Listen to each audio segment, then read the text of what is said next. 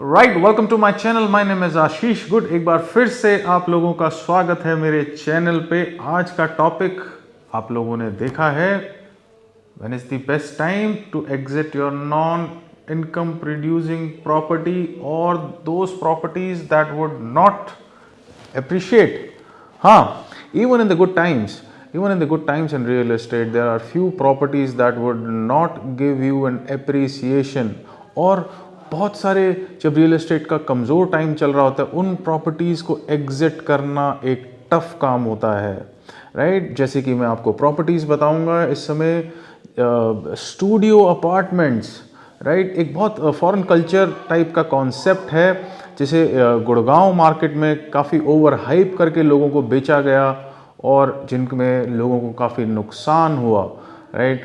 क्या होता था कि एक स्टूडियो का प्राइस, जैसे 1000 स्क्वायर फीट का अगर अपार्टमेंट है या 500 स्क्वायर फीट या 600 स्क्वायर फीट का अपार्टमेंट है, उसका प्रोडक्ट प्राइस 15,000 रुपये पर स्क्वायर फीट तक बढ़ा के 1 करोड़, 1 करोड़ 5 लाख, 10 लाख रुपए में लोगों को चिपकाया गया और उसके बाद उसको निकलना मुश्किल हो जाता है, राइट? तो ऐसी बहुत सारी प्रॉपर्टीज़ हैं, जैसे कि CGHS कोऑपरेटिव ग्रुप हाउसिंग, जो पुरानी हो चुकी हैं, बहुत टाइम से बनी हुई हैं और उनकी ना तो ढंग से मेंटेनेंस हो पा रही है, ना से RWA की फॉर्मेशन हो पा रही है, ना ही कोई ऐसा बिल्डर या एक ऐसी एंटिटी आ रही है जो कि उसको ढंग से मैनेज करे, राइट?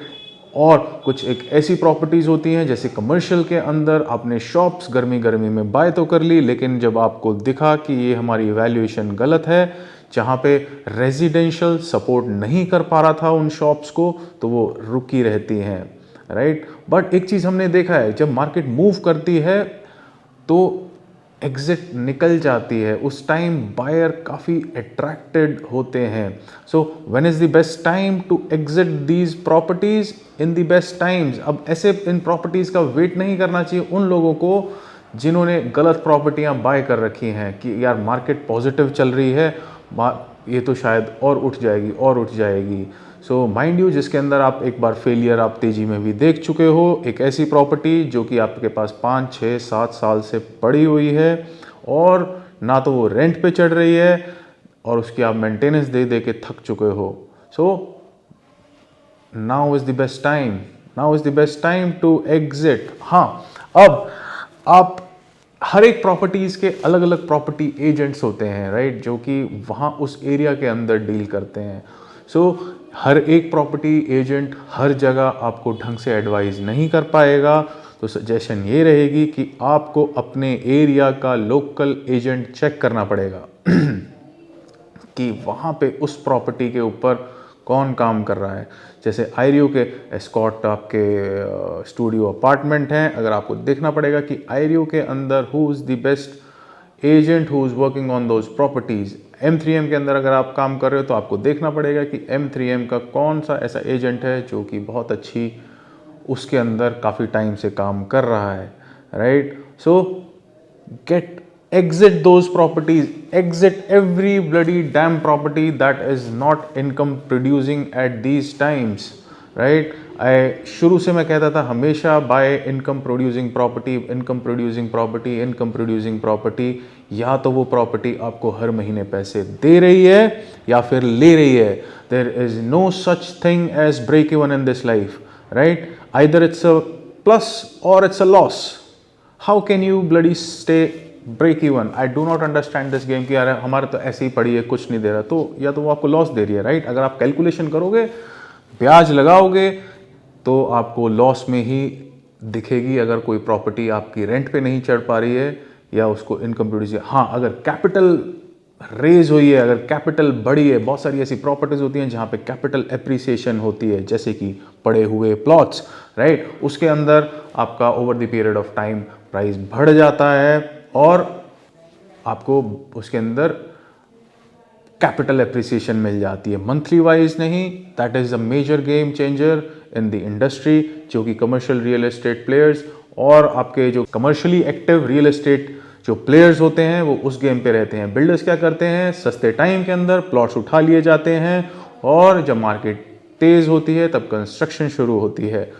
बिल्डर्स क्या करते हैं, बड़े बड़े बिल्डर्स भी यही करते हैं, लैंड एग्रीगेट करते हैं और उसको थोड़े टाइम के बाद बनाते हैं। जब आप मासेस के अंदर बाय करते हो, बड़े लैंड बाय करते हो, तो आपको प्राइसिंग सस्ता मिलता है। Yes, you have to comply with government compliances, आपको बाकी लाइसेंसेस उस पर लेके आने पड़ते हैं और आपको प्रॉपर चैनल से टाइम कंज्यूमिंग एफर्ट चीज़ है। बट देयर आर प्लेयर्स जो कि आपको ये सारी गेम लेजिट करके दे सकते हैं। अगर आपके पास कोई ऐसी बड़ा लैंड चंक है जिसको आप कमर्शियली एक्टिव करना चाहते हो या उसके ऊपर कंस्ट्रक्शन करना चाहते हो, हियर इज़ आवर नंबर, आप हमारे को कॉल कर सकते हो। 5 एकड़ से 10 एकड़ की कोई भी साइट कहीं पे भी हो जहाँ पे आप चाह रहे हो कि आपको लाइसेंसेज ला के या आप एक बड़े बिल्डर के साथ कोलैबोरेशन करना चाह रहे हो, so now you know who to call, right? So this video was for players who have dumb shit